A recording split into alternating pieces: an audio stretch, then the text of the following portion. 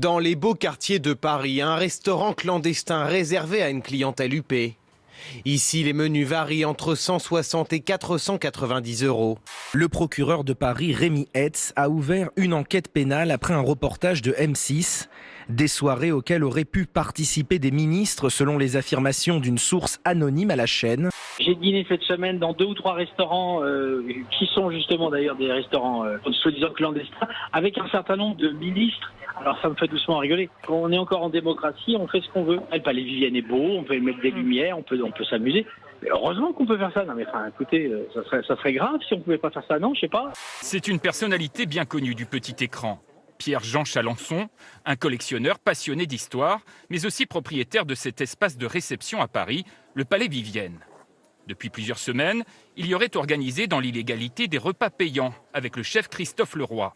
J'ai demandé immédiatement au préfet de police de Paris d'enquêter sur les faits qui sont annoncés dans ce reportage. Soit ils sont faux et il ne faut pas jeter l'opprobre, évidemment, soit ils sont vrais et évidemment, sur le travail que pourront faire les services de police, les personnes doivent pouvoir être poursuivies. Le ministre de l'Intérieur a pris les choses au sérieux. Mais il ne pouvait pas faire autrement. S'il ne le faisait pas, on avait le sentiment qu'il était en train de couvrir ses collègues du gouvernement, et donc il était obligé de le faire. Et donc il y a quand même un ministre qui a dîné quelque part. Qu'est-ce qu'il fait? Il démissionne, à votre avis? Je pense que pour lui, ça va être compliqué. En gros, pour les gueux, c'est 135 € d'amende. Vous avez rappelé cette histoire dans le sud avec cette famille qui s'est pris 405 € d'amende pour un peu de rosée sur une plage, avec autour 15 policiers avec fusil d'assaut. L'image a été sortie par Midi Libre. Et puis, les jeunes qu'on embête, etc. Et puis, la haute, la caste qui s'amuse, qui est dans un discours absolument hypocrite. Selon l'agence France-Presse, Pierre-Jean Chalençon, propriétaire des lieux, reconnaît implicitement être l'un des organisateurs. Un temps évoqué, la présence de ministres à ses repas a été écartée par l'avocat du collectionneur, justifiant une pointe d'humour de son client.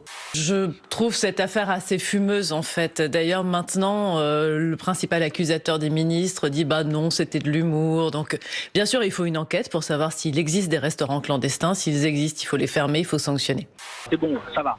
Ça fait 15 mois qu'ils nous emmerdent. Ça fait 15 mois qu'on ne peut plus rien faire. Moi, j'ai pas eu 1 € d'aide. Je fais ce que je veux. Je suis encore en France. Je suis encore un citoyen normal. Faut qu'on arrête, quoi. C'est quoi ce délire? Ils sont malades, les mecs. En fait, moi, j'y crois pas. Je crois vraiment pas que mes collègues puissent aller dans des restaurants clandestins. Donc, c'est vraiment une hypothèse qui me paraît pas solide du tout. Ils communiquent mal dans ce gouvernement, d'accord. Mais ils sont pas assez stupides. Il n'y en a pas, certainement pas un assez stupide pour aller s'exposer dans une boîte où il y a 40 mecs qui sont capables de les prendre en photo. Évidemment. Non, mais ce qui a crédit.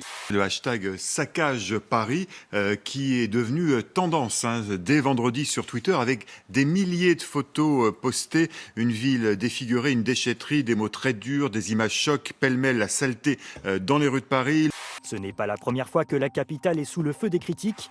En 2019 déjà, la presse britannique avait élu Paris ville la plus sale d'Europe. Si effectivement nous devions atteindre le pic cette semaine, je le souhaite, j'en ai pas encore la démonstration, mais ça commence à frémir par endroits, donc on a quelques raisons d'espérer. Et dans ce cas-là, ça voudrait dire que 2 à 3 semaines plus tard, nous aurions le pic de réanimation qui sera élevé, puisque vous avez vu, nous sommes déjà à plus de 5000 malades. Exact. Je ne m'exprime pas sur ce sujet. Donc elle n'est pas de vous cette phrase? Je ne crois pas l'avoir dit. Je crois pas, non. En tout cas, je suis pas sûr de l'avoir dit publiquement. Peut-être. Pas publiquement. Je sais pas.